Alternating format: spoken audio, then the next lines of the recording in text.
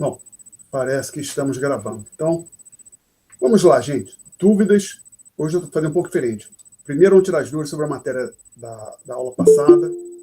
E aí, como eu disse, a gente deve terminar de cobrir a matéria que a gente tem que cobrir antes do fim desta aula. Aí a gente tira outras dúvidas depois que a gente terminar a matéria. Então, vamos lá.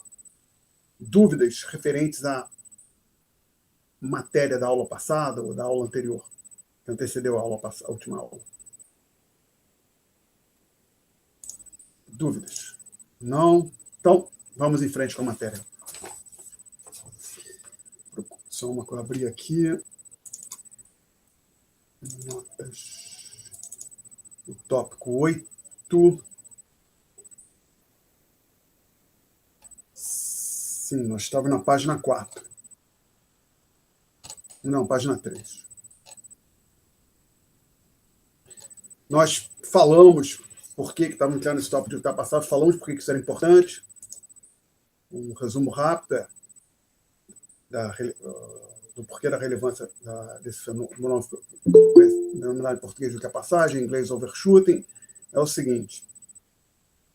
Depois do colapso do sistema de Bretton Woods, lembra? Durante o sistema de Bretton Woods, as principais economias do mundo, Estados Unidos, Reino Unido, Alemanha, Japão, estavam no sistema de câmbio fixo. O sistema de Bretton Woods foi abandonado, entrou em colapso. Essas economias passaram para o regime de câmbio flutuante. E quando as economias passaram para o regime de câmbio flutuante, as pessoas observaram que a taxa de câmbio oscilava muito, no sentido que ela era muito mais volátil, oscilava muito mais do que, por exemplo, os índices de preço, do que a oferta de moeda, do que o PIB.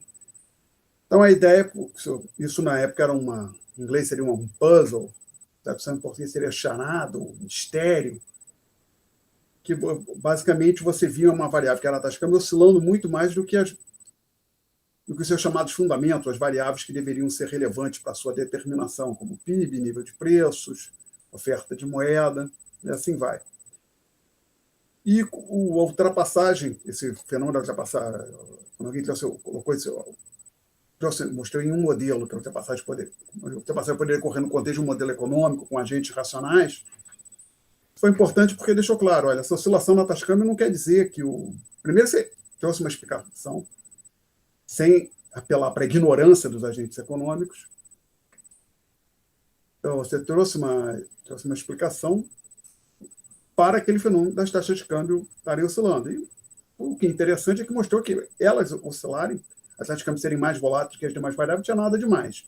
Era algo, na verdade, que fazia sentido quando você analisava a determinação da taxa de câmbio com cuidado da forma que o Dornbus fez. Então, recapitulando, a gente vai utilizar na aula de hoje, em algum momento, o modelo monetário balanço de pagamentos, cuja equação fundamental está aqui. Tá? O modelo monetário balanço de pagamento é um modelo para valor de longo prazo da taxa de câmbio. E o que vai acontecer é que a gente vai ter. Nós vamos olhar para pensar assim, para duas datas. Hoje e amanhã, que amanhã seria o longo prazo. Vamos estar fazendo uma explicação. Depois que a gente discutir esse caso mais sim, eu vou discutir que, na verdade, se você olhasse com cuidado, você deveria ter um grande número de dados intermediários. Na verdade, matematicamente falando, de forma estrita, provavelmente nós precisamos de uma infinidade de datas intermediárias. Mas foi um número grande. A gente simplifica, como o Krugman e o Pfeld fazem, olha só para duas datas. O trabalho do Dornbus, que era uma abordagem, tratamento mais complexo do que a gente fez aqui, não recorria, ou utilizava grama, mas basicamente tinha muito desenvolvimento da matemática, muita álgebra, ele não tinha essa hipótese de somente dois períodos. Bom, então entrando aqui nessa bolotinha aqui, nesse bullet item, então a gente vai fazer a seguinte hipótese. A economia está no equilíbrio de longo prazo, tá? Você vai dizer que ela está no equilíbrio de longo prazo. O Y e o Y asterisco estão dados, tá? E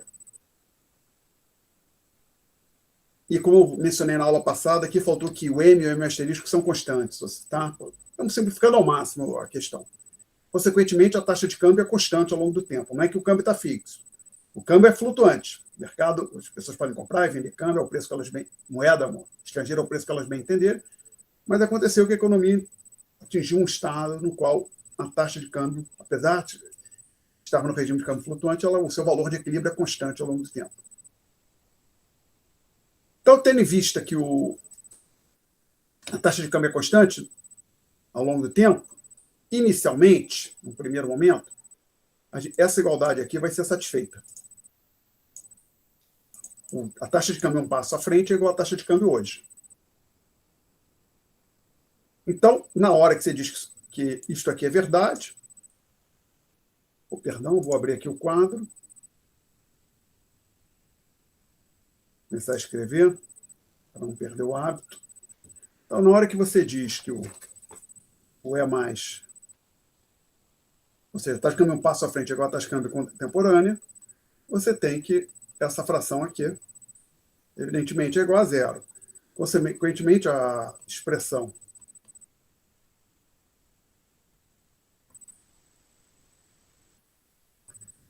na hora que você faz isso aqui igual a zero, você conclui, então, que na situação inicial, no equilíbrio inicial, a taxa doméstica de juros vai ser justamente igual à taxa internacional de juros. Alguma pergunta até aqui, gente? Não. Então vamos em frente.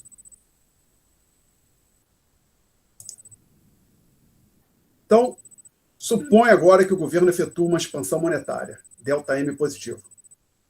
Permanente, quer dizer o seguinte, lembra, o M era constante.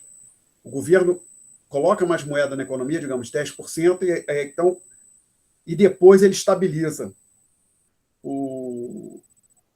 a quantidade de moeda. Tá? Então, o governo injeta moeda na economia e aí não faz mais nada, e dali para frente a oferta de moeda volta a ser constante naquele novo patamar. Alguma pergunta até aqui? Não?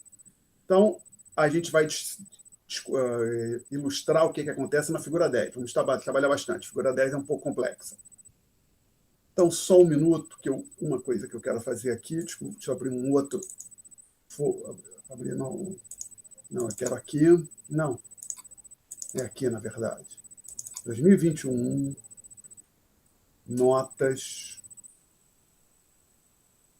Sim. 8, 9. É esse aqui. Eu vou tomar como ponto de partida, mais uma vez, essa figura, na prática, a figura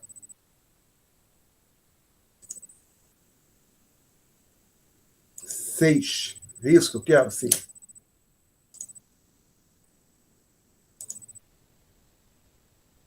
Fazer com umas pequenas alterações, como a gente fez na aula anterior. Então, vou apagar isso aqui. Sorte, vou ter sucesso em colar aquela gráfica aqui.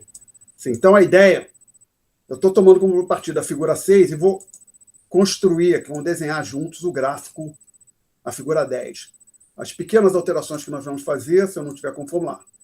Este aqui, a gente apaga. Isso aqui a gente apaga também.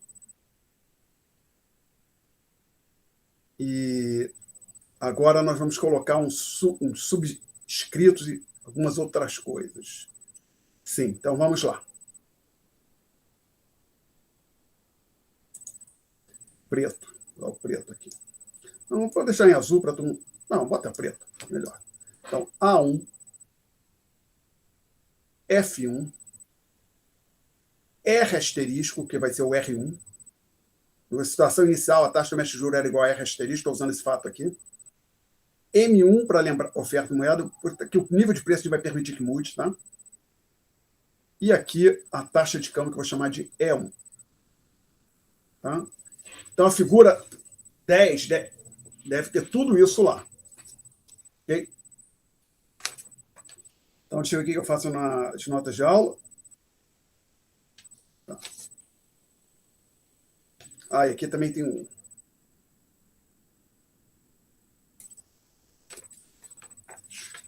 Aí acontece a expansão monetária. Aí a gente vai manter o nível de preços, ao menos temporariamente, no mesmo patamar. A ideia do Dornamos era a seguinte, e isso é consistente com a evidência empírica. o nível de preços, o nível de preço, o índice de preço, o que tem o índice de preço? Lá dentro do índice de preço tem vários, tem uma, lembra, subjacente ao índice de preço, tem uma cesta composta por vários bens. Então, tem lá o preço da batata, do arroz, sabe, sei lá quais são os bens que estão lá dentro. E esses preços têm que se ajustar mais vagarosamente a uma expansão monetária, ou uma pandemia, ou outra coisa, do que a própria taxa de câmbio. Então, o que o dorme, que na verdade, os preços dos ativos financeiros eles se ajustam mais rapidamente do que os outros preços. Então, o que o Dornbusch fez, a hipótese dele é o seguinte: a taxa de câmbio se ajusta imediatamente, que é uma moeda estrangeira, um ativo, como ação, títulos de dívida pública, então ele se ajusta. E o nível de preço ele vai se ajustar, mas de forma mais lenta. E a gente vai fazer como o Krugman Obstfeld, isso não é essencial para o resultado, depois eu vou mudar, como a gente vai discutir o que aconteceria se a gente mudasse essa hipótese. O que o Krugman Obstfeld faz é o seguinte: temporariamente, o nível de preços fica no patamar P1. Bom, então a gente tem a expansão monetária, então a oferta de moeda passa para um patamar M2, que é maior que M1. Então a gente marca aqui o valor M2 sobre P1. Traça aqui deveria ser uma reta, né? Desculpe. Sabem que peço desculpas nas notas de aula também. Aí, desculpe, imagino que vocês estejam olhando isso na figura 10, não estão? Sim ou não? Tem algum aluno aí? Sim. Tá. Então peço, obrigado, Mariana. Peço a vocês o seguinte: eu não estou olhando a figura 10.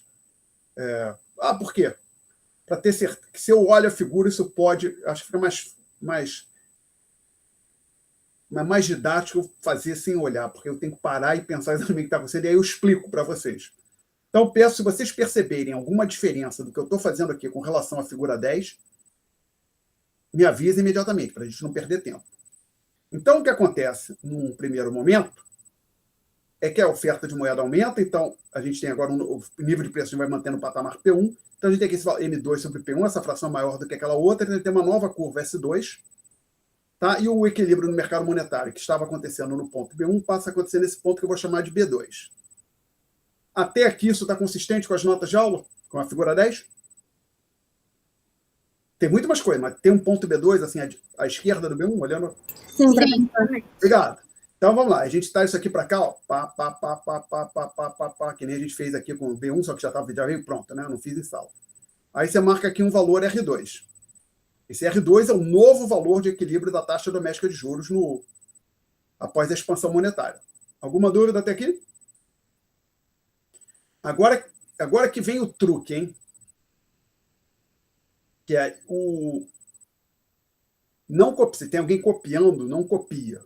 Só vou botar até em vermelho, o que é para ficar no quadro é o que está em azul. Em vermelho depois eu vou apagar. O que as pessoas tenderiam a fazer seria simplesmente projetar o R2 para cá, para cima, bater aqui, dizer que isso aqui é o ponto A2, né? É o equilíbrio, e marcar aqui o E2, não é isso? Ok? Mais ou menos o que a gente fez até ontem, até a última aula. Mas tem um ponto aqui. Lembrem das hipóteses do Rudolf Dornbusch, que está também do Krugman Obstfeld. A taxa de câmbio se ajusta imediatamente. As variáveis. Perdão, outra coisa. No texto, inclusive no título do artigo do Dornbusch que eu mencionei na palavra, tem lá a palavra expectativa. As expectativas dos agentes são fundamentais. Então, a ideia que o Dornbusch está usando é que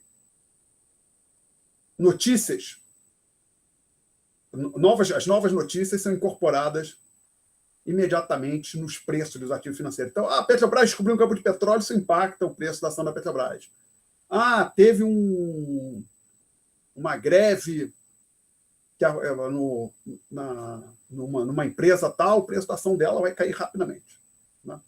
Bom. Perdão, a gente, aqui em algum momento, nesta disciplina, eu já falei da questão do preço dos imóveis na ilha de Paquetá, se a Baía de Guanabara foi despoluída. Já dei esse exemplo aqui? Acho que não, professor. Então vamos lá.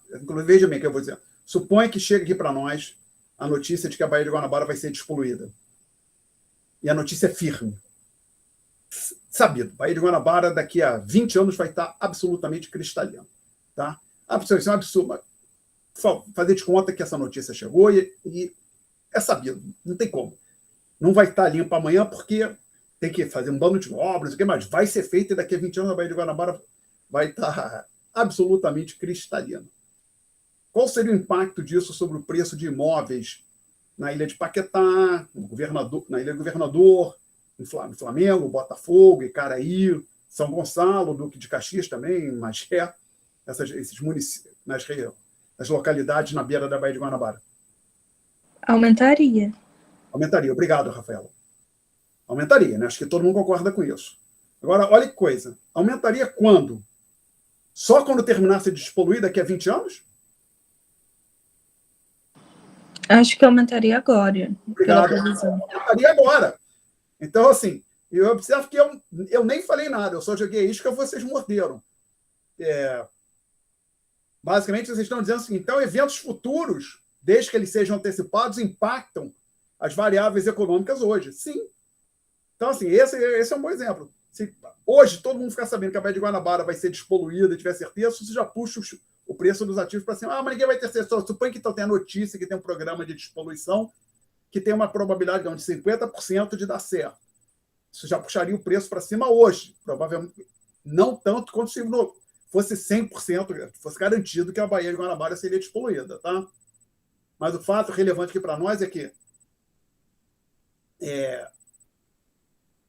eventos futuros já impactam as variáveis econômicas hoje. Então, tem E, evidentemente, até mais simples. O que a gente faz hoje já impacta as variáveis econômicas lá na frente. Tá? Ok. Então, qual é o grande problema que tem aqui nisso que eu botei pontilhado em vermelho, que eu disse que ia apagar? Esse ponto que, por enquanto, eu chamei de A2, não é o equilíbrio. Como eu falei, o que está em vermelho eu vou apagar já já. Por quê? Ele seria o equilíbrio se se a curva ficasse parada. Mas agora eu peço que os senhores lembrem do modelo monetário do balanço de pagamentos. Então, agora eu vou apagar aqui o que está em vermelho, como eu disse.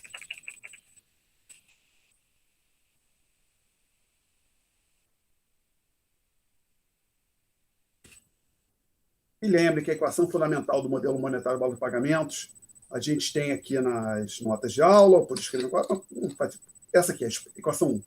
Então, lembre, a gente está fazendo uma expansão do M, a oferta de moeda na nossa economia. Essa expansão do M tem o efeito de longo prazo de aumentar o E. Tá legal? Então, a simplificação que o Krugman-Obstfeld faz, ele diz o seguinte, como eu disse, só tem 2 períodos. Mas poderia dizer que tem mais períodos. O ponto é, essa expansão monetária, ela impacta a taxa de câmbio lá na frente também. Então, o que acontece é que esse deslocamento aqui, ó, aqui talvez agora eu vou botar algumas coisas que não tem nas notas de aula. Acho que não tem isso no gráfico. Deixa eu ver. Não, provavelmente não tem. Figura 10 está lá no fim. Isso. Não tem. Esse movimento aqui, ó, chamar de 1, é devido ao delta M positivo. Agora, o fato do que o valor do E de longo prazo aumentou impacta as expectativas que os agentes têm para a trajetória futura da taxa de câmbio. Consequentemente, a gente tem um delta E mais positivo, que vai ser representado no movimento 2. E da onde veio esse delta E mais positivo? É devido ao efeito de longo prazo desse delta M. Você pega esse delta M, crescimento, vai no modelo monetário do balanço de pagamentos e você vê que o valor de longo prazo do E cresce. Consequentemente, o E+, que é a taxa de câmbio. Mas é só um passo à frente, ele é longo prazo. Por enquanto, vamos simplificar, dizer que são só 2 dois momentos. Hoje e amanhã, curto, hoje curto, amanhã longo prazo, um mês. Então, o que certamente tem na figura 2 é um deslocamento da curva F desse jeito aqui.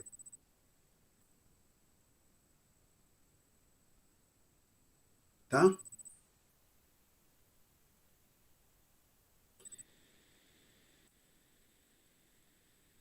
Deixa eu ver uma coisa aqui. Pera, espero que eu não tenha ficado do lado de Manaus. Acho que não. Agora a gente traz esse sujeito para cá, o R2 para cá. Pá, pá, pá, pá, pá, pá, pá, pá, pá.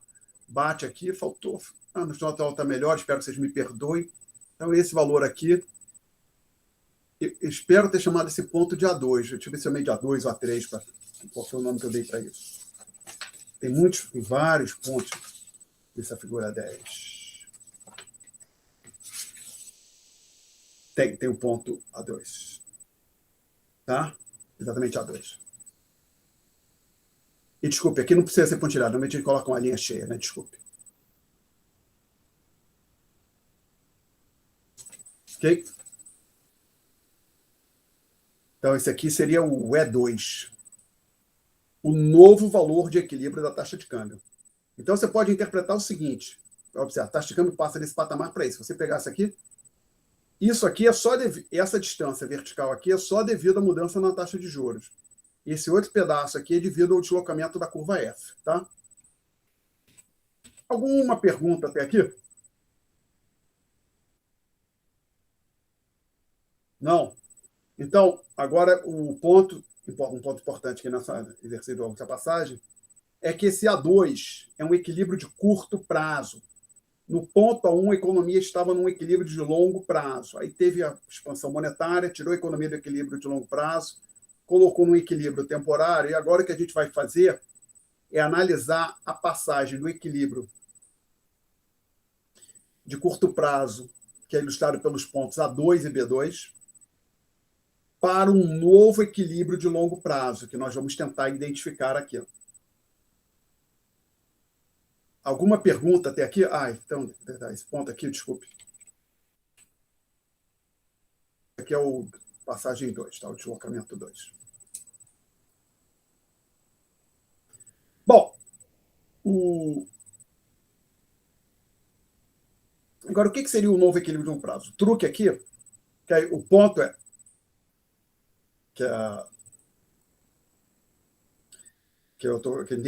deixa eu colocar aqui a questão da seguinte maneira: qual é o mecanismo? O que vai acontecer que vai fazer essa economia sair desse ponto A2 para ir para um equilíbrio de longo prazo? Até por que Alexandre, isso aí não é equilíbrio de longo prazo? Isso não é equilíbrio de longo prazo? Porque lembra, na situação original, a situação indexada por os pontos A1 e B1, inclusive nós tínhamos R igual a R asterisco, tá? E a gente tem que voltar para essa situação, porque lembra, o novo equilíbrio de longo prazo, que lembra a oferta de moeda da economia doméstica, ela estava constante, teve um choque, aumentou, mas vai estabilizar de novo. O M asterisco não mudou. No longo prazo, os Y, lembra até para deixar esse ponto claro, eu fechei aqui o PDF, né? Não devia ter fechado, deixa eu ver se eu acho ele rapidamente aqui, é isso aqui. Ele volta aqui para a gente. Estou falando dessa equação aqui. Na hora que você voltar para aquele de longo prazo, o E vai ser dado por isso aqui. Então, lembra, os Y estarão dados, iguais aos Y anteriores, da situação 1. Os V's também. O M não vai ter, o M asterisco não vai ter mudado, e o M vai estar maior do que era antes da expansão monetária, porém constante. Então, a taxa de câmbio vai ser constante de novo, no novo equilíbrio de longo prazo. Vai estar num patamar mais alto, porque o M é maior, mas ela vai ser constante. Aí, na hora que a taxa de câmbio for constante novamente, vai acontecer mais uma vez isso aqui zera mais uma vez, e mais uma vez, então, tem R igual a R asterisco. Então, aí alguém... então, vamos voltar agora aqui para o gráfico. Qual é a mágica? Então, no ponto A2, você tem o R menor que R asterisco. Qual vai ser a mágica que vai acontecer? Aí, por exemplo, às vezes a pessoa... Não, o Banco Central vai mexer na oferta de moeda para botar a economia de volta no equilíbrio de longo prazo inicial, vai contrair. Ele injetou moeda, agora ele tira e bota de novo, sai de volta a oferta de moeda para o nível é M1. Não. Aí, o exercício é o Banco Central expande a oferta de moeda e não faz mais nada dali para frente. O que vai acontecer aqui é que o nível de preços vai aumentar. Porque, lembra, a gente manteve o nível de preços fixo. Aí a gente pega aqui a equação quantitativa. Quando a gente atingiu um equilíbrio Perdão, reescreve a equação quantitativa assim desse jeito.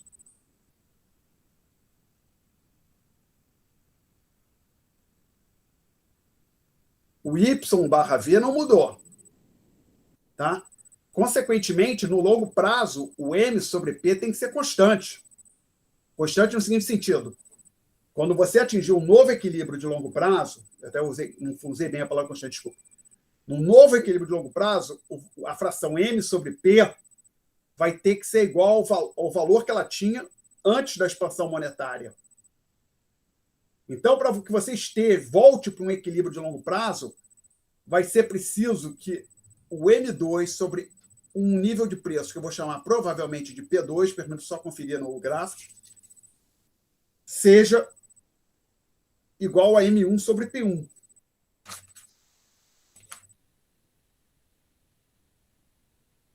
Sim, exatamente isso que acontece. Então, o truque aqui é o seguinte agora. Primeiro, a gente manteve o nível de preços fixo, em P1. Houve o choque monetário, a economia ficou no equilíbrio dado pelos pontos B2 e A2. Agora a gente permite que o nível de preços comece a ajustar em resposta à expansão do nível de preços, expansão da oferta de moeda, o nível de preços começa a subir. O nível de preços vai subindo até a fração M sobre P voltar a atingir o patamar que ela tinha inicialmente. Tá? Então, o que vai acontecer, não desenhei, mas você pode imaginar o seguinte, que é como agora que quando o nível de preços começa a subir, a reta associada à oferta de moeda, o MCP, começa a se deslocar nessa direção aqui, para cima. Aí você pensa como se o equilíbrio fosse se deslocando ao longo desse caminho aqui, e a taxa de juros iria crescendo na direção do R asterisco. Tá?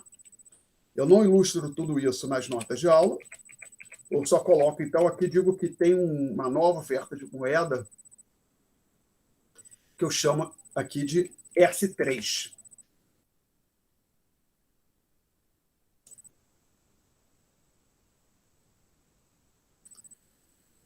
Uma nova oferta real de moeda, S3, tá? Que a oferta nominal de moeda não mudou. Ficou em M2, depois do choque monetário. Ficou em M2 e não saiu mais dali. Alguma pergunta até aqui, gente?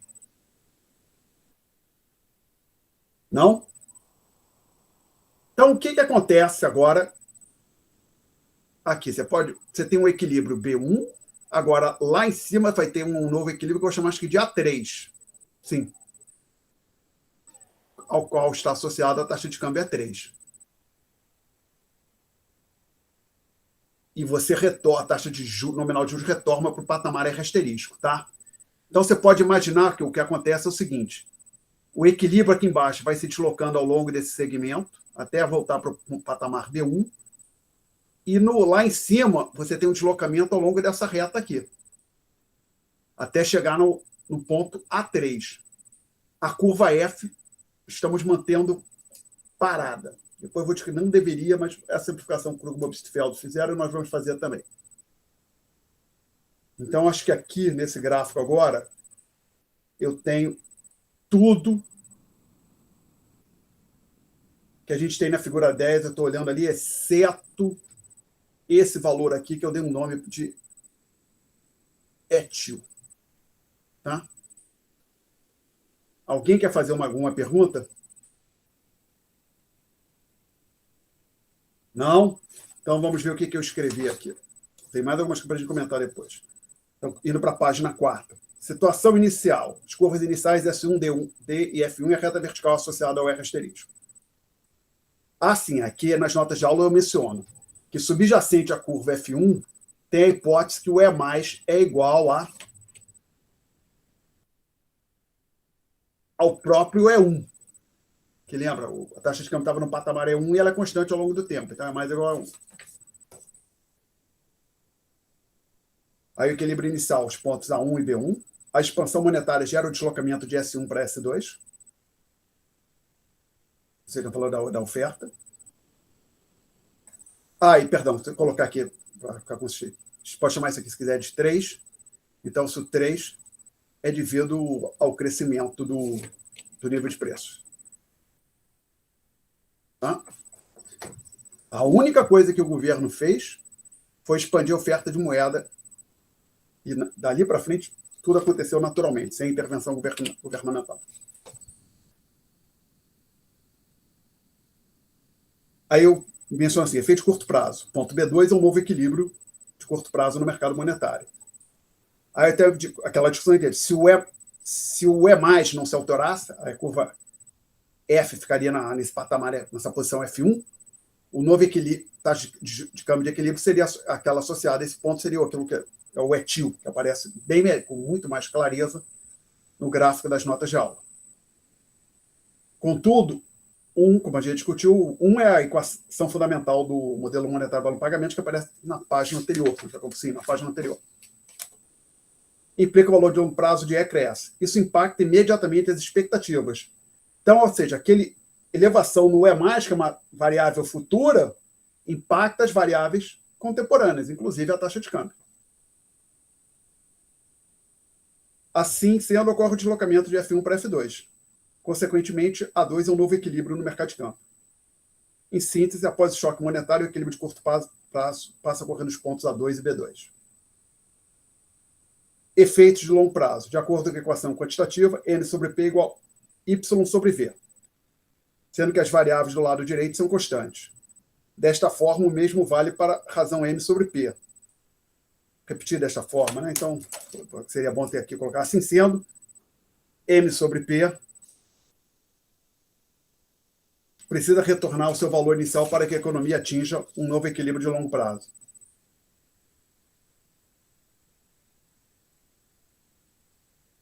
M sobre P precisa retornar ao seu valor... Sim, aquilo que a gente já discutiu aqui. O valor inicial é M1 sobre P1.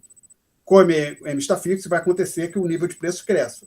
E aquilo que a gente discutiu em outro momento, aqui nessa disciplina, o NP, pelo menos longo prazo, de acordo com a equação quantitativa, tendem a andar juntos.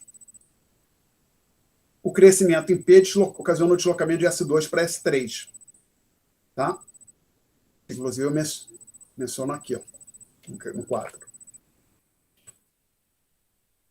Ponto B3 é o novo equilíbrio de longo prazo, assim. B1 é o próprio B3 é igual ao B1.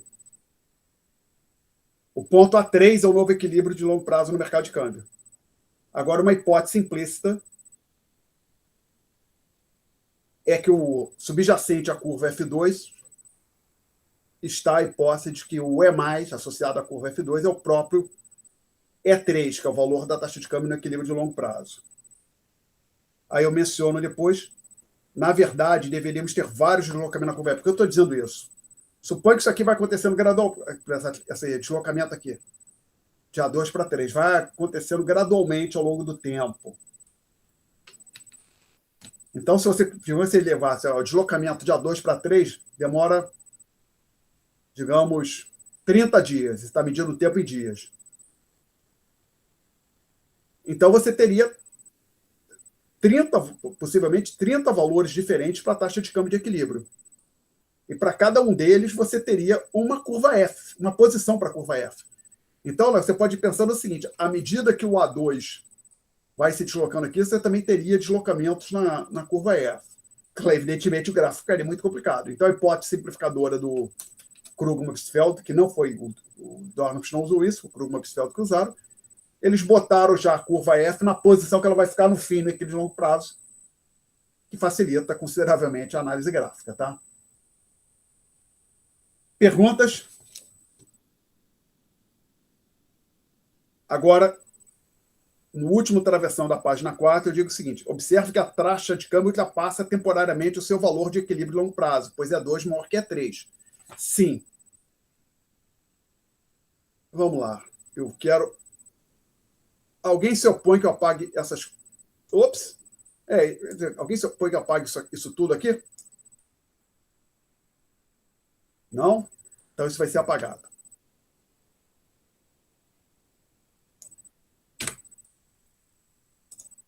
Agora, na verdade, tendo em vista a discussão, acho que eu prefiro até apagar isso tudo aqui também. Não, não vou apagar, não. Vai que eu resolvo achar que isso tem alguma utilidade.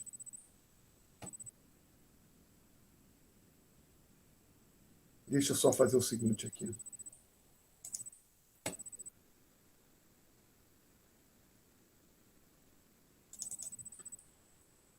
Figura 10. Então, está a figura 10 aqui, o gráfico.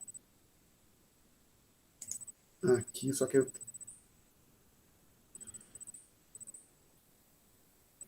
Como que eu faria?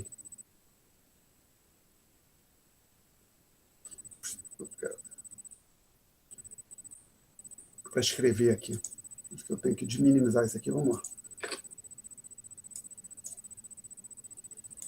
Vou botar um programinha do lado do outro. Sim.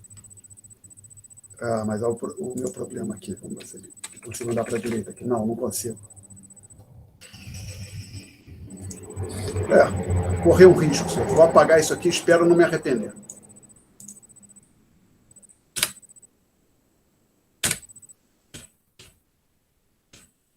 Não vou conseguir apagar nada. Então vamos lá. Arquivo. Novo. Vou botar novo flipbook para ver o que ele faz. Não. Sim, deixa eu salvar isso aqui então. Na área de trabalho. Tá, ficou salvo ali. Ok. Não quero isso não. Quero o jeito usual. Isso. Então agora pegar esse aqui. Então está abrindo o Paint. Abrir com Paint.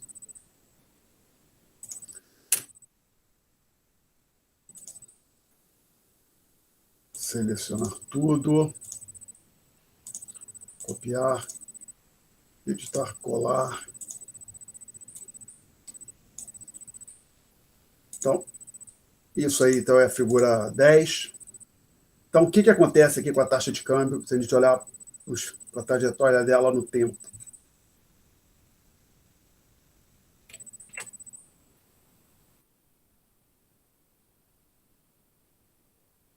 Esse que eu vou chamar aqui de T grande é a data do choque quando acontece a expansão monetária, tá? Então, a taxa de câmbio estava no patamar E1 e era constante ao longo do tempo. Aí, na data E1, acontece a expansão monetária, data E1, na data T grande, e a taxa de câmbio, então, atinge o valor E2. Aí ela começa, aí tem um valor E3, que é o novo valor de longo prazo. A taxa de câmbio começa a decair gradualmente.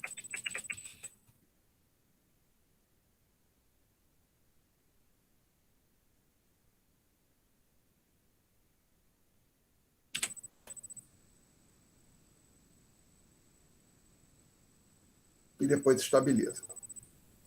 Então aqui deveria, então, basicamente, mais ou menos por aqui. Eu vou chamar de T-chapéu. A data T-chapéu é quando a economia atinge o novo equilíbrio de longo prazo.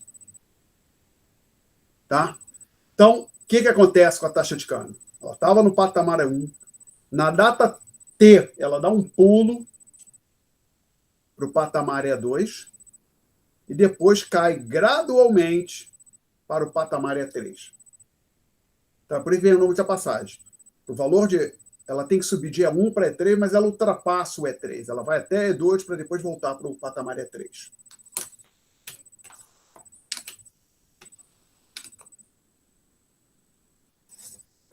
Aí, na último momento aqui na página 4, última sentença na página 4 das notas de aula, eu digo o seguinte: nenhuma das outras variáveis R, M e P apresenta comportamento similar. O que eu estou dizendo? Vamos olhar cada uma delas. Então, lá, eu escrevi aqui, estou falando dessa última frase aqui. Nenhuma das outras variáveis, o R, o MP, tem esse comportamento que a gente viu para o câmbio.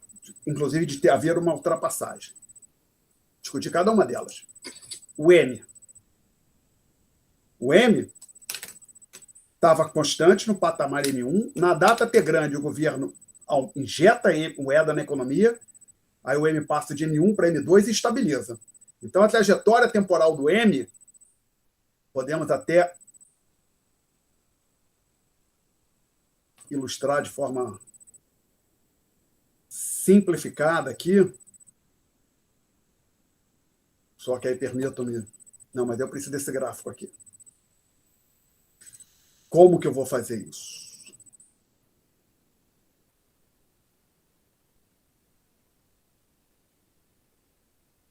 Eu vou fazer o seguinte, senhores, eu vou apagar esse gráfico que está aqui à esquerda, que tem no PDF também, vocês têm, para eu ganhar um quadro aqui, espaço no quadro para eu escrever. Ou vou tentar, vamos lá, tentar fazer pequenininho, não estou querendo apagar isso ainda não, pelo menos. Tentar ganhar só... Não.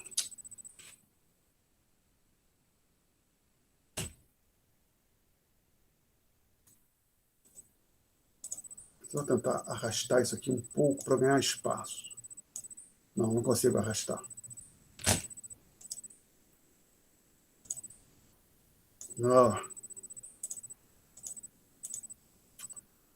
Então, vamos deixar ele onde está. Tentar fazer um gráfico pequeno para o M, que eu acho que pelo menos para o M eu consigo fazer um gráfico pequeno. Vamos ver o que vai acontecer. Então, a ideia é que se você fosse ilustrar a trajetória temporal do M, você teria o seguinte.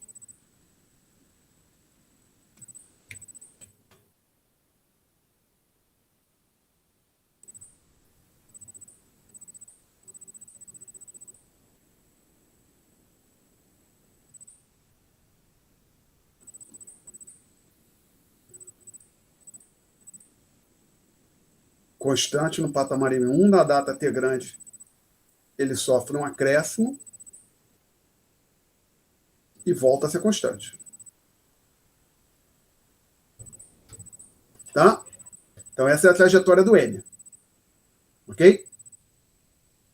Então, o M não tem uma trajetória como a do E. Não tem ultrapassagem no caso do E. Perguntas até aqui? Então, agora, eu vou tentar fazer um gráfico similar para o nível de preços, que também é simples.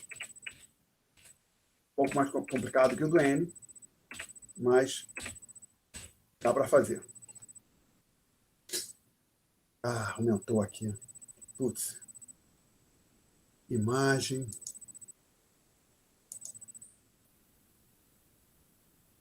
Como é que eu faço? Bati em algum lugar. Ele deu o zoom. Estava dando conta de você aqui. Por que isso acontece eu não consigo desfazer? E eu não sei onde é o zoom aqui. Imagem, janela. Ajuda. Imagem. Deixa eu assim, arquivo, salvar. Vamos ver o que acontece quando eu abrir. Tá. Fechar isso aqui. Tá. Com sorte, quando eu abrir, vai abrir um tamanho que eu... Corre. Não. Abrir com... Ok.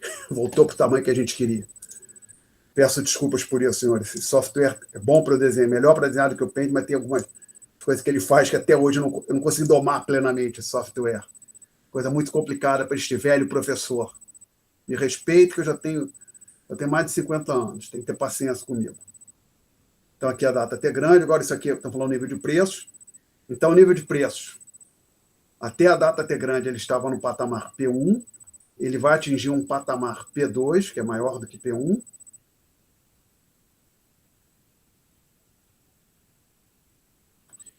Ah, e aqui é a data T chapéu, que é quando a economia atinge um novo equilíbrio de longo prazo.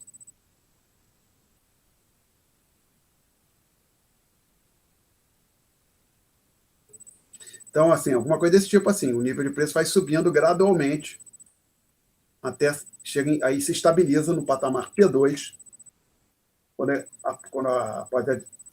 se chega na data T chapéu, tá? Então, o nível de preço foi subindo gradualmente. Alguma pergunta?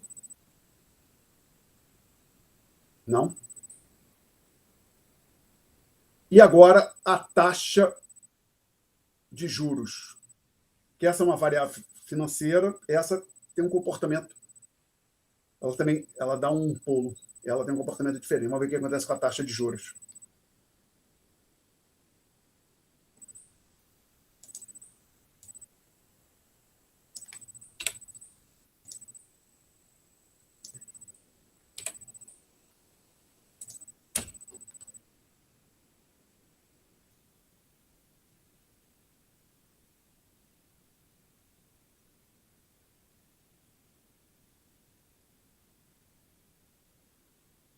Data do choque monetário, data que se atinge o novo equilíbrio a longo prazo. Então, aqui vou colocar um pouco mais para cima, né? Isso, que ela cai, para ter espaço para desenhar. Então, a taxa de câmbio estava inicialmente, taxa de juros, desculpe, no patamar R asterisco, que era constante. Ela cai para o patamar que a gente chama de R2, na data do choque monetário, ela atinge esse patamar R2.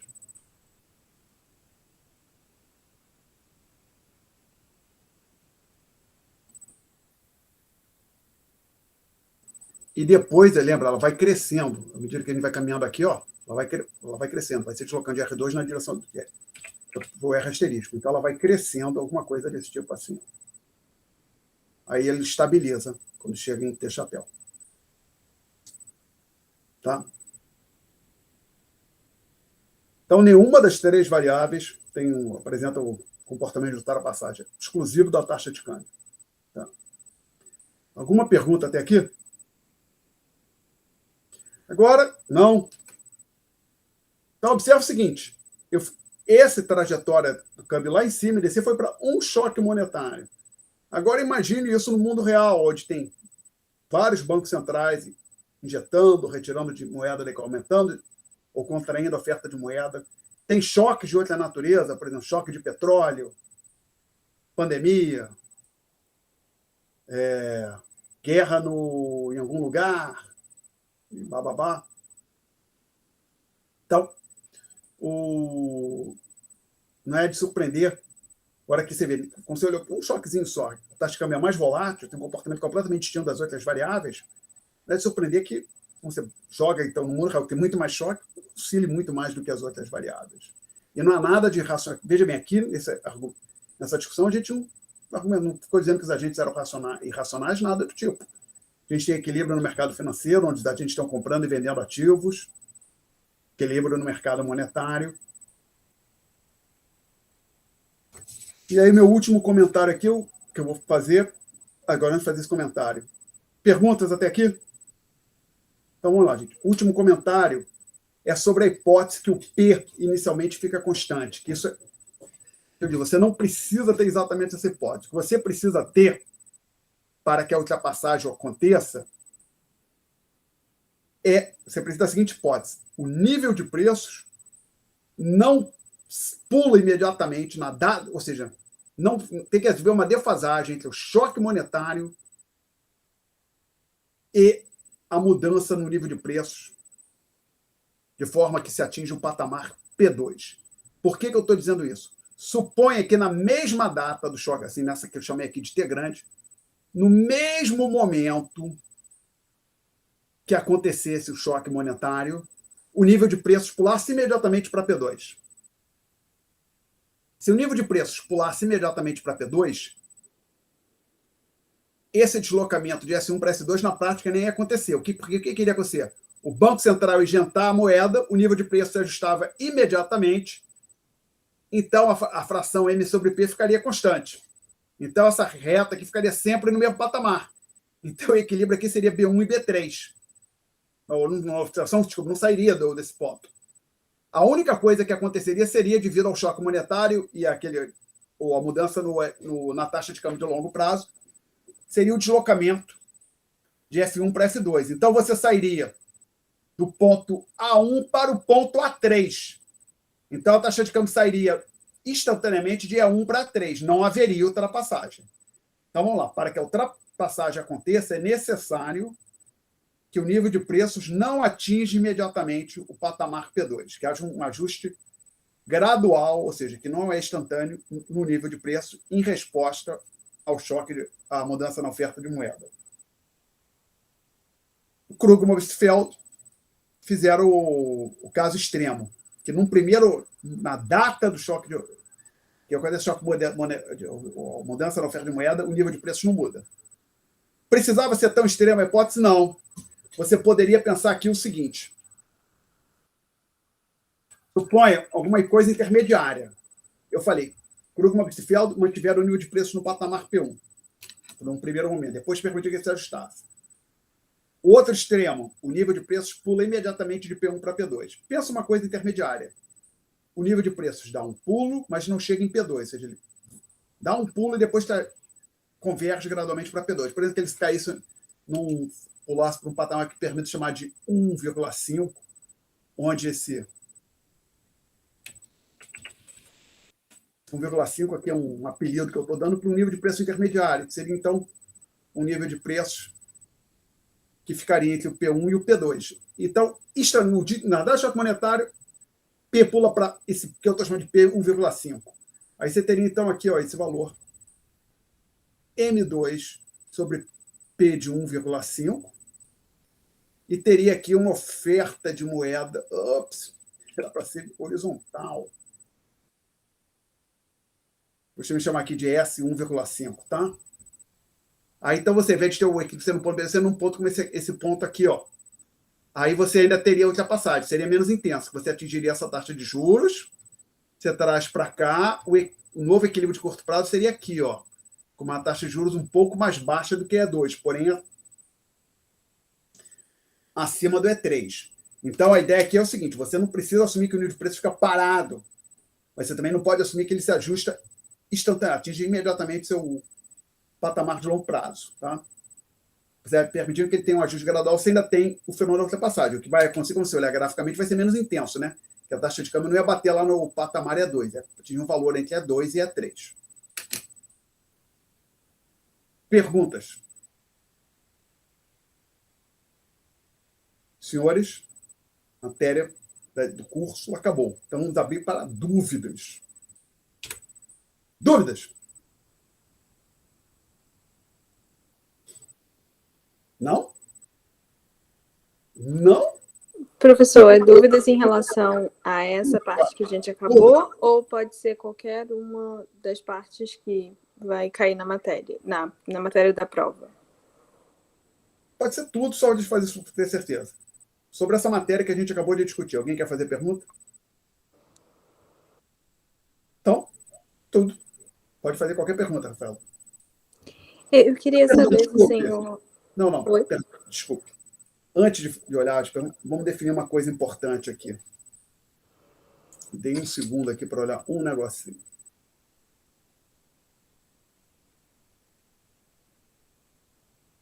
Deixa eu achar isso aqui.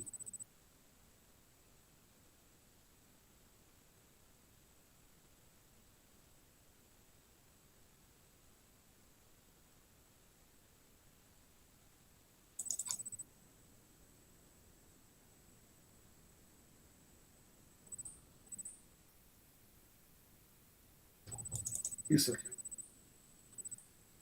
Ok, me ajudem aqui, senhores, que eu estou muito velho já. Estamos aqui, né? Dia 29, não é isso? Não é? Sim. A nossa prova está marcada para o dia 6. Estou correto? Correto. Lembrando, não tem aula depois da P2, tá? Então, e mais uma pequena coisa. Lembre que o horário é um pouco diferente. Acho que a P2 começa às 19 horas. Vamos conferir aqui no que eu... como não tem aula depois, eu botei meia hora para trás, quer ver, tem gente que está saindo do trabalho, que 18h30 pode ficar um pouco apertado. Então, vamos só conferir aqui. Acho que é o que está no programa. E vamos ver o que eu escrevi aqui na nossa...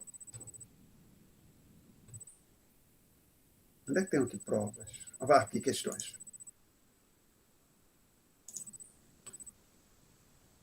Vai até às 19h40, 19 horas, tá? Então a prova começa às 19 horas. Não se esqueçam. Bora conferir o que eu botei aqui no programa. Sim, no programa também diz. P2, 6 de outubro, das 19 às 19h40. Mesmo esquema, tá? Só a diferença é que botei 30 minutos mais tarde. Ah, por que não fez isso na outra? Porque a gente ia ter aula depois, né? Bom, essa pequena diferença. Então, dito isso, voltar aqui para o calendário. Tendo em vista a situação que a gente se encontra, evidentemente, segunda-feira, dia 4, eu vou tirar dúvidas. Como fiz num domingo antes da P1, que a P1 caiu numa segunda-feira, se não falha a memória. Perguntas para os senhores. A gente começa às 18h30, que é o horário da aula. Aí vai, se tudo correr como planejado, como todas as aulas até aqui, vai ser gravado e disponibilizado no YouTube. Por boa parte, se a gente tiver dúvidas além do necessário, vocês querem ir além do horário, por exemplo, e além de 20h10, eu posso ir além. Já respondo, Tamires. Tá? Assim que a gente terminar essa discussão aqui. Pode fazer isso. Então, a princípio, como a gente tem essa sessão na segunda-feira,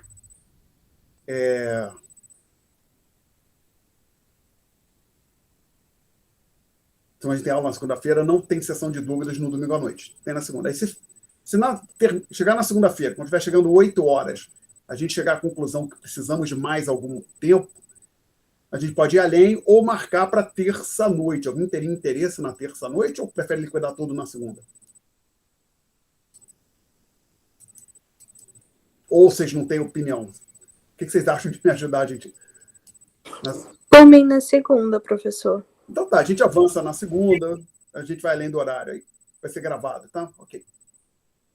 Então, agora, tinha um comentário, Tamires.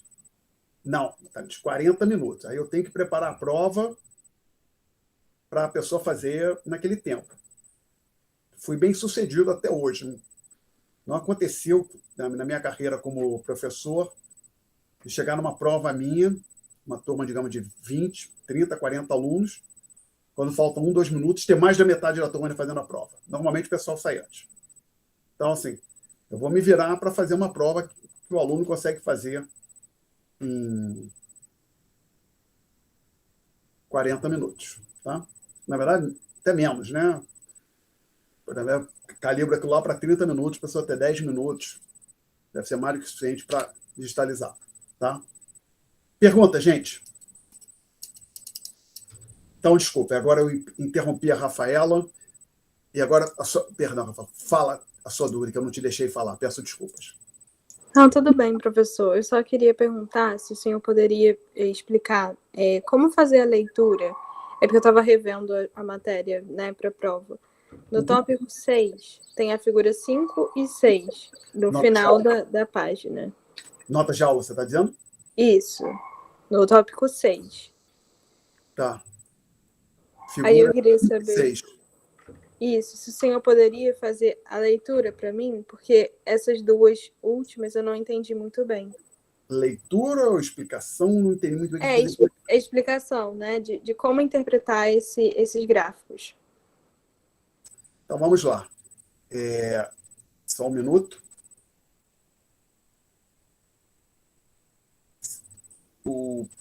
Perdão. Eu primeiro, antes de fazer uma coisa, quero entender exatamente a dúvida, acho que eu não entendi. A sua dúvida é, dado esses gráficos, elaborar o texto com a explicação ou entender o que está acontecendo nos gráficos? É antes da explicação? Eu acho que pode ser o texto com a explicação. Como eu elaboraria esse texto, assim, justificando o que aconteceu nesses gráficos. Tá, ok. Então, vamos lá. Eu preciso ver quais são os exercícios, que eu não me lembro de cabeça, saber o que a gente diz que está fazendo. E aí, pretendo usar aqui o nosso quadro como ferramenta auxiliar. Ou talvez nem precise do quadro. Talvez eu só preciso achar... São notas 6. Num outro canto eu tenho isso aqui, num outro folder. Isso aqui é a figura... Essa aqui é a figura 5, né? Ok. Figura 5. E aí a gente tem que ver qual é o exercício associado à figura 5.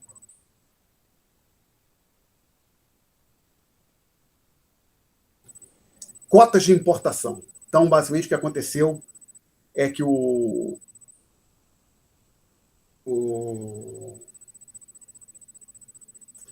governo colocou cota de importação. Lembra, cota de importação é que coloca uma restrição quantitativa à importação. Por exemplo, o país vinha importando por ano 10 milhões de toneladas de soja, ou, digamos, importando por ano 20 mil automóveis. O governo diz, não, daqui para frente só vai importar 20 mil, 10 mil, metade, 10 mil automóveis. Tá? Então, fixada a taxa real de câmbio, isso tende a gerar um aumento das exportações líquidas, porque há uma queda das importações. Tá?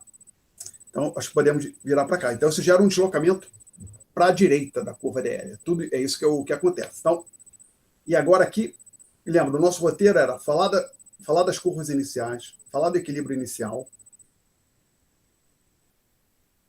falar do deslocamento das curvas, falar do novo equilíbrio e comparar o equilíbrio inicial com o novo equilíbrio, o equilíbrio final. Tá? Nesse tipo de gráfico, até eu discuti quando a gente estava em algum momento, aqui às vezes tem um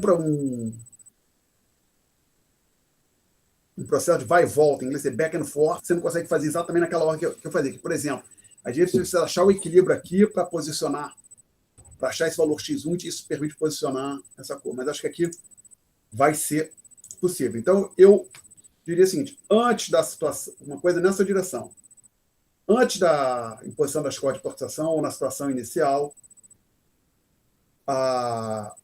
o mercado de fundos se encontra em equilíbrio no ponto A1, ao qual está associado a taxa de juros R1. Consequentemente, analisando o segundo gráfico, o gráfico na parte superior da figura direita, darei um jeito de deixar claro que estou me referindo a esse gráfico aqui, verificamos que o saldo DL é igual a X1. Logo, a oferta para fins de comércio exterior, de moeda para fins de comércio exterior, é representado pela curva SL. E como na situação inicial, eu tenho colocado de outro momento, a curva de demanda é dada, demanda por moeda para fins de comércio exterior, é dada por DL1, você tem um equilíbrio no ponto C1, ao qual está associado a taxa 1 sobre Q1. E com o valor de equilíbrio X1, que é igual a IL1. Devido à imposição da cota de importações, a curva DL se desloca para a direita. Aí você coloca alguma coisa, movimento de DL1 para DL2, ou se desloca da posição DL ou de DL1 para DL2. Como? Aí você pode até colocar assim, como essa medida de política econômica não impacta os mercados representados nos dois gráficos superiores, a curva DL é a única que se desloca. Você poderia até fazer esse comentário. Consequentemente, o equilíbrio no mercado de moeda para fins de comércio exterior passa a se dar no ponto C2, ao qual está associado a taxa de 1 sobre Q1 sobre Q2, com a taxa real de câmbio Q2, e nos outros dois gráficos nada se altera. Consequentemente, o equilíbrio no gráfico superior passa a acontecer, continua sendo no ponto A1, você talvez nem precisasse colocar o ponto, mas o equilíbrio continua ocorrendo no mesmo ponto, seja A2 igual a 1, depende de como você quiser explicar, e o valor do IEL permanece em X1, não se altera. Tá? Tem mais de uma maneira de fazer, mas a ideia para esse exercício aqui é nessa direção. Eu ajudei ou isso foi totalmente inútil, Rafael? Não, eu acredito que sim. O médio. Não, eu acredito que sim. Assim, é fácil. Você chega assim, aluno, acabei de explicar. Eu te ajudei ou não serviu para nada? Claro que o aluno vai ficar nervoso, não vai querer dizer, não serviu para nada, você é um idiota. Não, mas tudo bem. Agora, falando sério, você quer que eu discuta alguma coisa novamente? Não, eu acredito que eu entendi. Por deslocar para a direita, não impacta nos outros dois. Não impacta nos outros dois. Tá? Esse é o ponto. Agora, exatamente, esse é um tipo de exercício mais difícil, né? Mais difícil. Então, 3 gráficos. Na verdade, desculpe, esse modelo aqui, que eu chamo modelo de 3 painéis, se não me falha a memória, é o mais difícil porque tem 3 gráficos. Esse exercício é relativamente simples, que só tem esse deslocamento aqui. A gente fez exercício onde desloca essa curva, essa vai para a direita, aí mexe aqui, mexe aqui. Pode ser bem complicado, tá? Aí a Tamires levantou a mão. Fala, Tamires. Professor, nesse exemplo, o investimento doméstico, ele não se altera, né? Não. Tá. A curva de investimento é afetada pela taxa de juros e a propensão dos empresários investirem. Alguém poderia dizer, olha, se você proibiu, por exemplo, a importação de automóvel, talvez incentive as montadoras do país a produzirem mais automóvel, ampliar sua capacidade produtiva. A gente está ignorando esses efeitos. Ou pensar assim, eles seriam modestos, de magnitude, baixa magnitude, então a gente despreza. Tá? E, se eu não estiver confuso, esse exercício, se me falha a memória, esse exercício tem exatamente esse exercício no Menkel. Não, acho que não. Esse eu tirei da... Não. Vamos lá, esse exercício eu tirei do Menkel. Deixa eu até digo a página. Vamos lá. Aqui, ó, cota de importação do Menkel. Exatamente, a gente está fazendo exatamente como ele. Está só mudando, como eu falei, que é a terminologia. Tá? Aí, mas você tinha pedido outro também, Tamires. Aqui também a figura... Não, não fui eu, não. Oi? Tamires não, a Rafaela, perdão. Tamires tinha pedido... Misturei Era tudo. no próximo também. Rafaela tinha pedido o próximo também. Vamos ver o próximo. Então, o próximo deve ser o 3, que é a figura...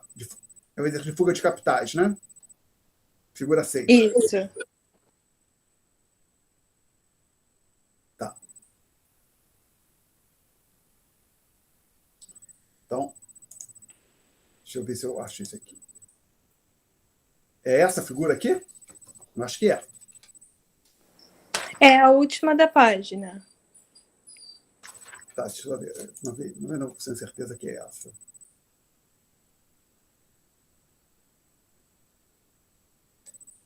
Deixa eu ver. Isso aqui. É isso que está aqui nesse programinha aqui do Windows para exibir fotografia. Então, vamos lá. O roteiro aqui realmente tem muita ida e vinda, tá? Porque você precisa achar o equilíbrio num gráfico para determinar a posição de uma curva no outro gráfico. Aqui a explicação é mais trabalhosa. Mas a ideia é mesmo. Fala da situação inicial, fala das curvas iniciais na situação inicial, fala do equilíbrio inicial, desloca as curvas que você tem que deslocar, acha o novo equilíbrio, e aí compara o equilíbrio inicial com o equilíbrio final. Então vamos lá. Situação 1 é a situação antes da chamada fuga de capitais. Tipo, o exercício aqui. Esse exercício... Estou falando disso aqui. Fuga de capitais. Fuga de capitais? Os investidores tiram dinheiro do país e também os residentes passam a mandar mais dinheiro para o exterior. Tá? Então, para a mesma taxa de juros, o investimento externo líquido é maior. Então, o que a gente está falando é que a curva IEL se desloca para a direita. Tá? E essa é a primeira coisa que a gente tem. Então, essa fuga de capitais, uma das coisas que ela gera é esse deslocamento da curva IEL para a direita. Até aqui está ok, Tamires? Tamires não, Rafaela, perdão. Tá ok. Agora, aqui tem que lembrar de um detalhe. Conforme a gente discutiu quando estava apresentando esse modelo, a curva IT ela é igual à soma, ela descreve o comportamento do investimento doméstico, no sentido de ampliação de capital, mas chamado investimento externo líquido. Então, esse deslocamento na curva IEL para a direita, na curva que escreve IEL para a direita, tem que também gerar um deslocamento nessa curva IT. Ok? Então, aqui nas notas de aula, eu também desloquei a curva IT para a direita. E depois, no final de tudo, me lembrem de fazer um comentário sobre o deslocamento da curva IL e da curva IT, sobre os deslocamentos, tá? que tem um ponto importante, eu tinha mencionado quando a gente discutiu isso aqui. Bom, então a gente tem uma elevação. Desculpa, agora a gente tem o deslocamento na curva T e na curva IL. Então, o equilíbrio no gráfico da esquerda passa de A1 para 2, com a taxa de juros R2. O equilíbrio não é equilíbrio, né? O valor do IEL, você identifica no gráfico 2, que dado R1 era igual a X1, agora com a taxa de juros R2, após o deslocamento da curva IEL, ele é igual a X2. Então, se a elevação do IEL, ele gera o deslocamento na curva SL, da direita. Ok? Então, aqui você tem um pouco que você tem que primeiro achar o equilíbrio nesse aqui, para achar a taxa de juros de equilíbrio, para achar o valor do IEL, para aí, depois que você achou esse valor X2, você vai dizer que houve um deslocamento da curva SL para a direita, conforme ilustrado no gráfico. Aí o equilíbrio que estava em C1 passa para C2, aí você pode concluir a análise. Ficou claro, Rafaela, ou quer perguntar alguma coisa? Não, eu acho que eu entendi. O primeiro movimento é do gráfico à esquerda, o único que está à esquerda. O primeiro movimento eu faria aqui, o mais simples. Eu gosto de fazer coisa mais fácil. Fuga de capital e IEL para a direita. Eu começaria aqui. Ó. Entendi. Aí depois eu tenho que lembrar que o IT também se desloca para a direita, tá? Ah, entendi. Começa pelo IEL e aí tem o reflexo no IT. Isso. Tá? Entendi. Inclusive, acho que quando vai explicar é mais fácil. Olha, eu vi um aumento no IEL, se desloca para a direita, mas vale lembrar que IT é igual a I mais IEL, consequentemente, esse deslocamento na curva IEL tem que ser acompanhado por um deslocamento para a direita na curva IT. Entendi, professor. Tá?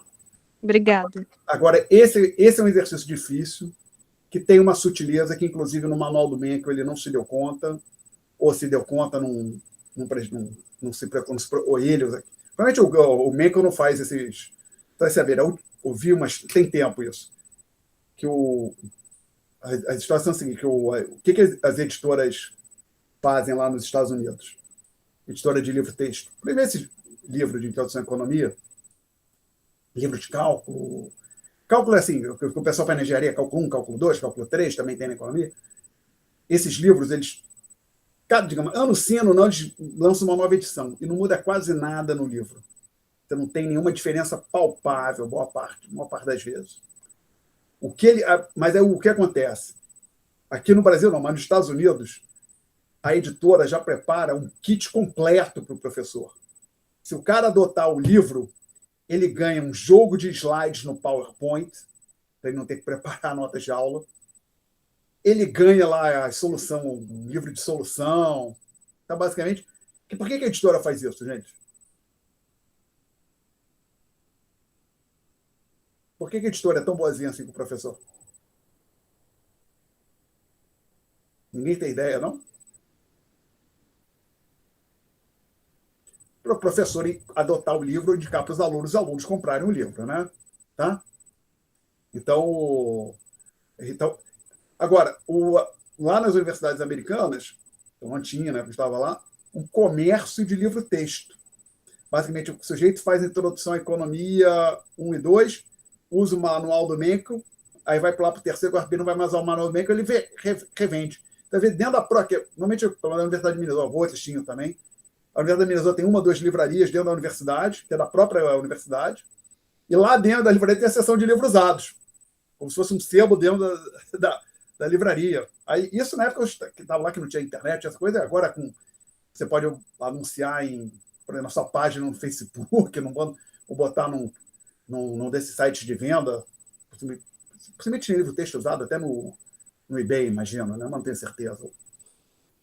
Então deve ter um baita comércio. E a editora não quer isso, né? As editoras querem que cada turma que entre, que os caras comprem o livro.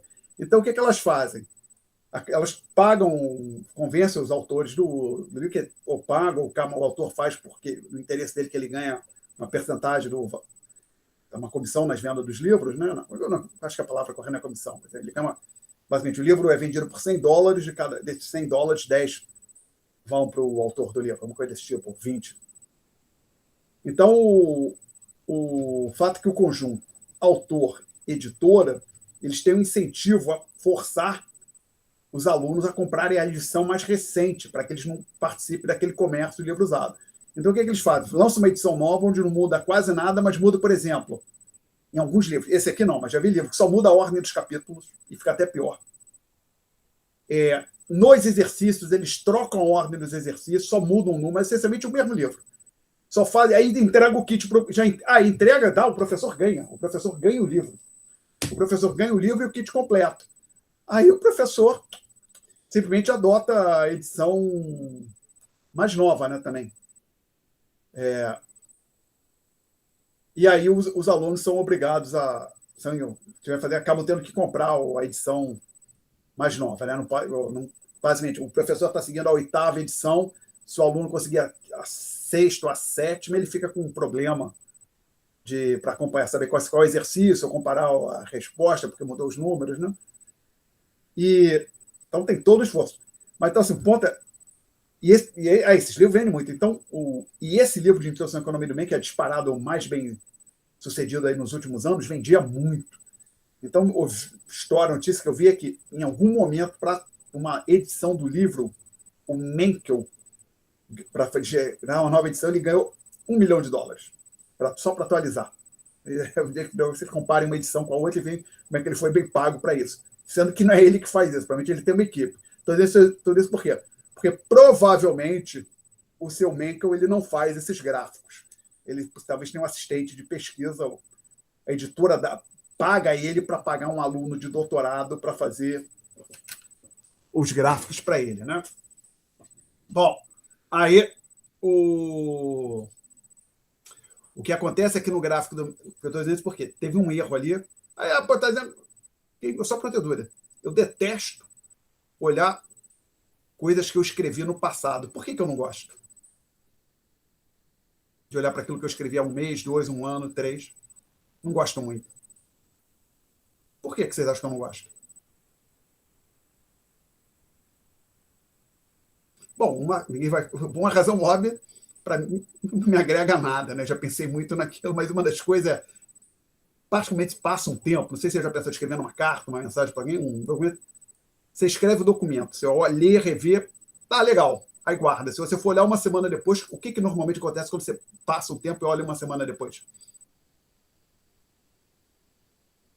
Você acha que aquilo tá bom? Você não acha uma coisa para melhorar? Não é comum? Pelo menos para mim é. Então, é comum. Então, assim, eu não gosto de olhar um texto que eu escrevi no passado, porque se eu for reler, eu acho que no mínimo dá para melhorar. Quando eu não acho erro, quando tem um artigo meu que trabalhei, fiz com o maior capricho, mas aí um pequeno reli, foi publicado na Revista Brasileira de Economia. Aí outro dia eu fui olhar ali no 3º, 4º parágrafo, tem um erro de concordância. Acho que foi de gênero, era para falar assim, não sei, um considerável progresso. Não, desculpa, não. Aí não, alguma coisa assim.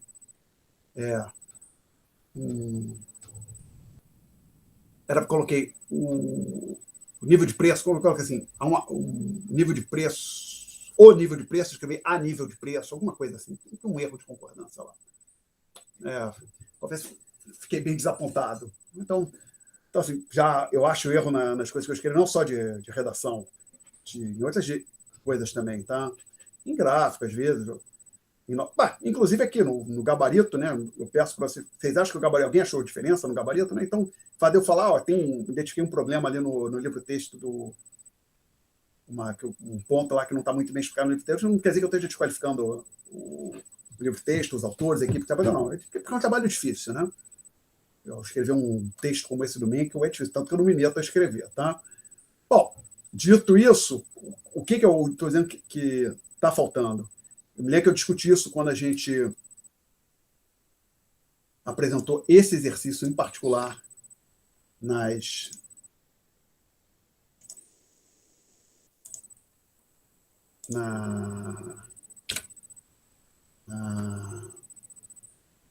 em sala, só quero achar esse aqui. É esse aqui, né? Abrir com Paint. É esse aqui? Sim, é isso aqui. Então, selecionar tudo. Copiar. Editar, colar.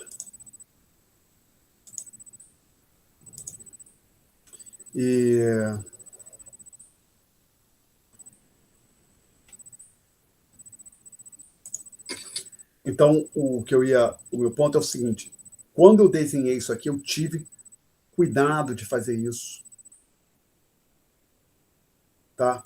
Tentei fazer isso com cuidado. Que observa o seguinte: esse deslocamento aqui da curva IT é devido ao mesmo fator que gerou o deslocamento na curva IL. Lembrem, como a gente falou, que esse T é igual a I mais IL. Tá?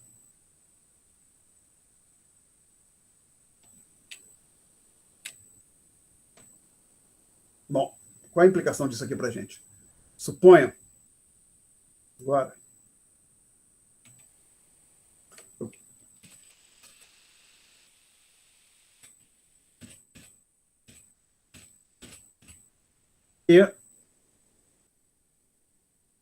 por exemplo, pega o R1, que era a taxa de juros no equilíbrio associado ao ponto A1, projeta esse valor para cá, e aí eu vou usar agora a cor.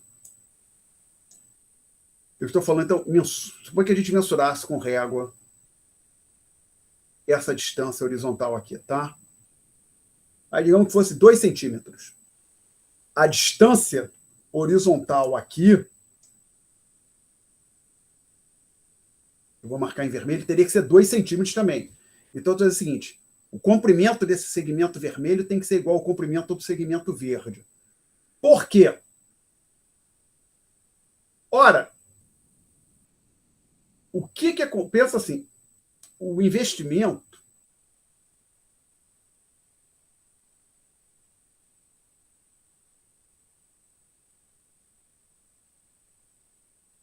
ele é determinado pela taxa real de juros.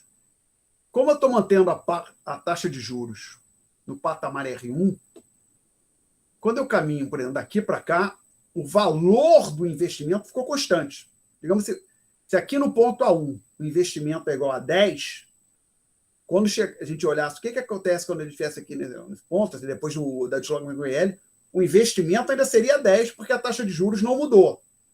Tá?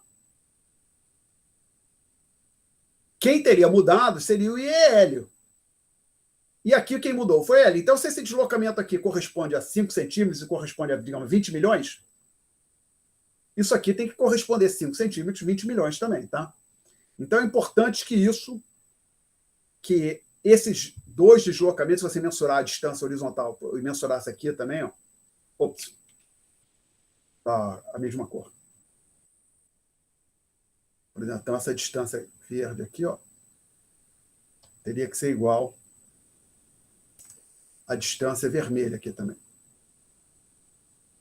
Opa, nem vou conseguir desenhar a distância vermelha, desculpa. Faz de conta que... pronto. Faz de conta que não teve essa pequena imperfeição. Mas por que, Alexandre? Suponham que eu não tivesse esse cuidado e colocar a curva, em vez de ter desenhado a curva IP2, onde eu tive esse cuidado de tentar fazer com que a distância verde fosse igual à distância vermelha,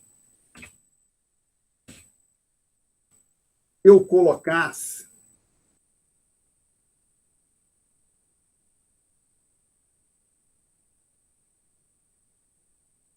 a curva IT2, por exemplo, passando aqui. Ó. Chama então isso aqui curva de IT2 linha, tá? Só para você ver. Eu estou desenhando errado de propósito. Tá? Fiz um deslocamento muito grande na curva IT. Claramente, essa distância vermelha aqui, ó, é maior do que essa outra distância aqui. Aí a taxa de juros estaria associado a esse ponto aqui. Então, seria o que eu vou chamar aqui de R2'. Aí, se daria o R2' para cá, ó.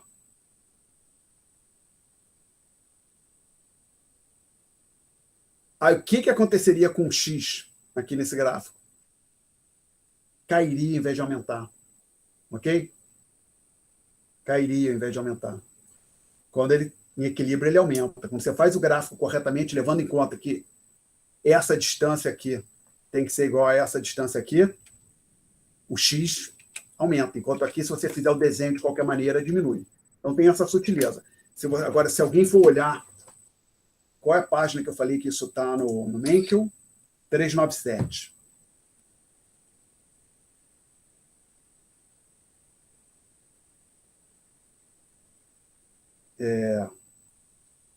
Não houve esse cuidado. Depois você pode olhar o gráfico na figura 397. Claramente, o deslocamento daquilo que eu estou chamando de T, que ele chama de D no gráfico, lá no o diagrama de 3 painéis dele, o deslocamento aqui é muito mais forte do que o deslocamento na outra. Não foi forte o suficiente para gerar um erro, como a gente chegou a detectar, desculpa, aqui. Tá? Basicamente, se você colocar, por exemplo, passando por aqui, a curva passando por aqui, aí o X ficaria aqui. Ainda não haveria esse erro quantitativo você falar que o X cai. Mas, então, dependendo do que você faz, se você não tiver cuidado, você pode errar esse exercício. Esse é um exercício difícil, realmente. Tem bastante sutilezas nele. Perguntas? Não? Mais perguntas, gente. Vocês têm ainda pelo menos 12 minutos para tirar dúvidas. Vamos lá, gente. Não querem aproveitar isso? Então, quando vocês não estão... Professor, perdão, é porque a princípio essas eram as minhas dúvidas. Tá legal. Ok. Então, vamos lá, gente. Lembrando, então, para a prova, importante, então, vai ser como a primeira. Né? No geral, as pessoas foram bem. Para quem não foi bem, tentar melhorar.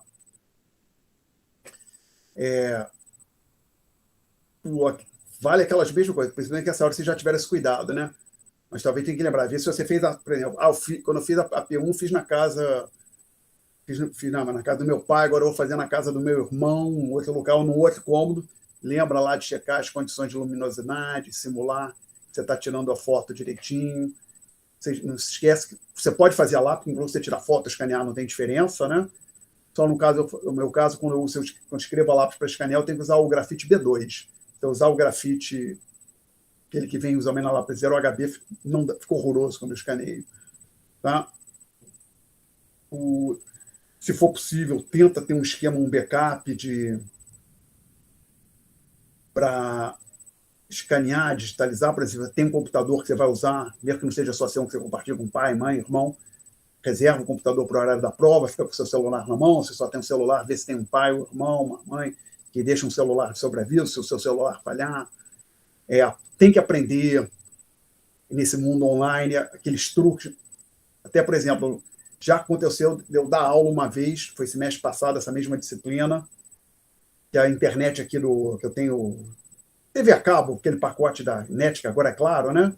De internet e TV a cabo, a internet parou de funcionar, então eu peguei o meu celular, eu usei o plano de banda. Então, basicamente, se você conectar, tem como você conectar com um computador de mesa, que você conecta com um cabo, você conectar o computador usando o USB e usar o plano de dados da operadora para conectar o computador de mesa para a internet.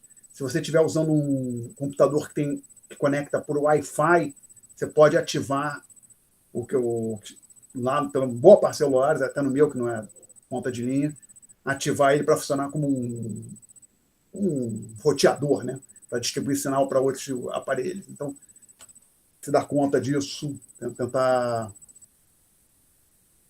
olhar para essas coisas. Tá? Lembre de cumprir o horário, o envio é às 19h40 no máximo, não é isso? Permito-me conferir aqui.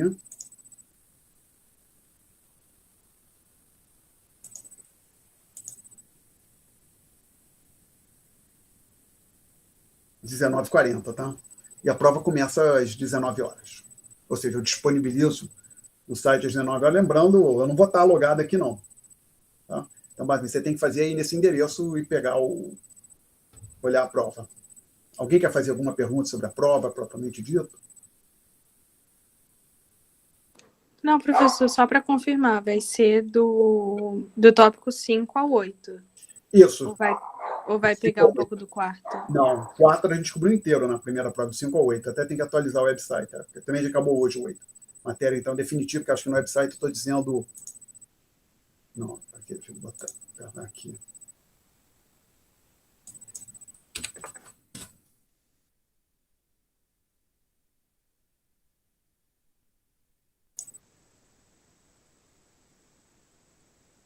Aqui está a palavra preliminar. Vou apagar e colocar a definitiva. Top 5, 6, 7, 8. Tá? Mais perguntas, gente? Não? Então, acho que eu vou interromper a gravação. Aí, se alguém quiser fazer uma pergunta depois que eu estiver parado com a gravação, obviamente pode fazer.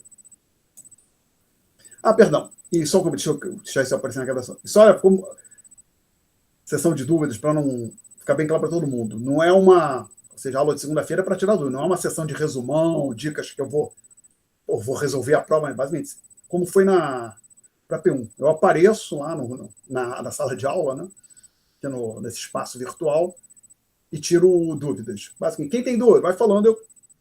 Se vocês perguntarem exatamente o que vai cair na prova, legal. Eu vou resolver a prova aí. E se vocês perguntarem, não tiver caindo na prova, porque inclusive eu já deixo a prova pronta antes da sessão de hoje para não ter a possibilidade das perguntas induzirem a elaboração da prova. Tá? Então a prova já vai estar pronta, já guardada num canto. Aí vocês vão fazer perguntas. Se vocês derem a sorte, vocês perguntam até o que vai cair na prova. Já aconteceu uma vez comigo. Na verdade, o que aconteceu é que eu não compartilhava a prova com ninguém, né? Porque, na verdade, ali na época, até podia mandar a prova para a secretaria imprimir a prova. Ainda bem que eu não tinha mandado, porque se tivesse mandado, eu ia achar que a prova tinha vazado. Estava com a prova pronta, guardada no meu disco rígido, cheguei para tirar dúvidas na última aula antes da prova. A prova tinha 4 questões. Os alunos assim pediram para tirar 6 dúvidas. Nas 6 dúvidas que eles pediram, 4 delas eram as questões da prova. Então, tiraram a sorte grande ali.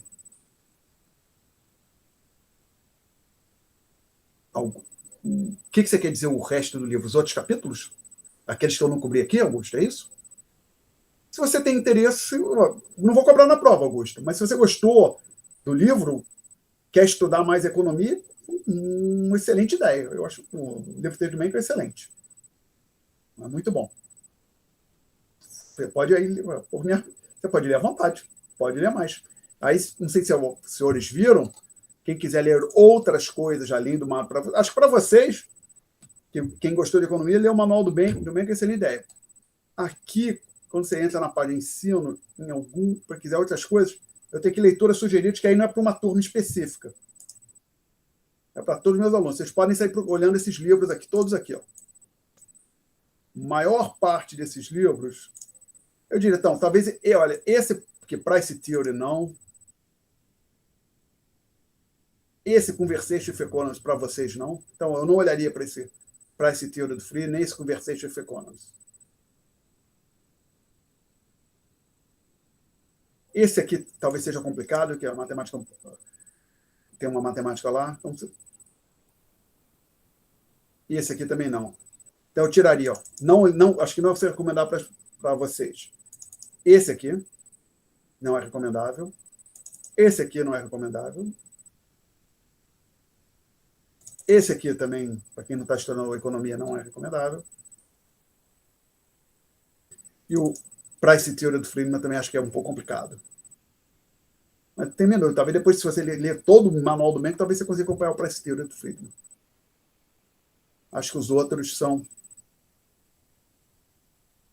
Talvez eu pensaria assim, eu daria baixa prioridade para esse aqui, a biografia do Milton Friedman. Talvez seja mais interessante para quem fez uma graduação em economia, avançou, está no 5º, 6º período da graduação de economia. Tá?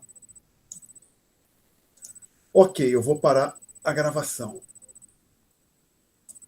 Então, ok, apaguei. Não, não é isso não. Eu quero interromper a gravação. Stop recording. Eu já estava saindo do encontro.